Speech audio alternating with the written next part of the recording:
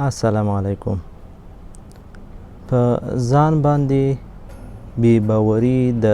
ژوند د ټولو بدمرغیو مور ده. کله چې یو انسان په خپل ځان باندې بې باوره واوسي نو د ژوند ټولې بدمرغۍ ده ته مخه کوي. د ژوند دغه بدمرغیو یو څو عمده لاملونه درته په نښه کوم او دلته یادوري کوم چې د دغه لاملونو په اساس د انسان او د یو نوي ځوان په ځان باندې بې باوري لا هم ورپسې زیاتیږي. اول خو دا چې خپل خپلوان او هغه کسان چې له ده سره تل په ژوند کې نږدې پاتې کیږي د هغوی و دغه ماشوم ته و دغه انسان ته یا و دغه ځوان ته سپک نظر د دې لامل کیږي چې دی په ځان باندې بې باوره شي او د ده مغز په داسې ډول سره رشد وکړي چې هغه په مکمله توګه په آینده کې یا په راتلونکي کې یا هم د ځوانۍ په درشل کې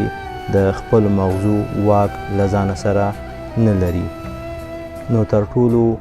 مهم او زیاتېدونکی لامل چې د انسان د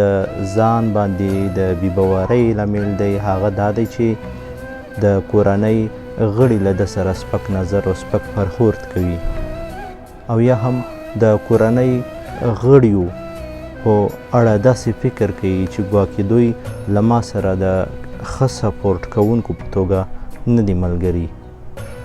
یعنی د کورنۍ غړي هغه غړي دي چې انسان ته سپورټ ورکوي، انسان ته ملاتړ ورکوي او تر ټولو د بریا مهم لامل هم همدا دی چې یو چا سره د کورنۍ د خپل کورنۍ د غړو سپورټ موجود وي. حتی که یوه ښه خبره یوه نیک او مثبت خبره هم وي نو په دې سره هغه ځوان هغه انسان کولی شي چې خپلو اهدافو ته د رسیدو یو څه خپله لاره لنډه کړي. دوهم په ټولنه کې هغه خلک چې منفي نظر خپروي او یا هم تل منفي نظره وي، منفي ګیره وي، نو له هغو خلکو سره ناسته ولاړه ستاسو د ځان باندې د بې باورۍ د لا زیاتېدو لامل کیږي. ځکه چې دوی هغه کسان دي چې په هره موضوع کې په هره مسله کې منفي سوچ او نظر خپروي. داسې یو څپکې خپروي چې هغه تل منفي وي، یعنی په ډیرو ښو څیزونو کې هم دوی د منفي شیانو لټه کوي چې منفي یو څپکې پیدا کړي او په هغه باندې یو څو دقیقې ساعت تیر کړي له نورو سره.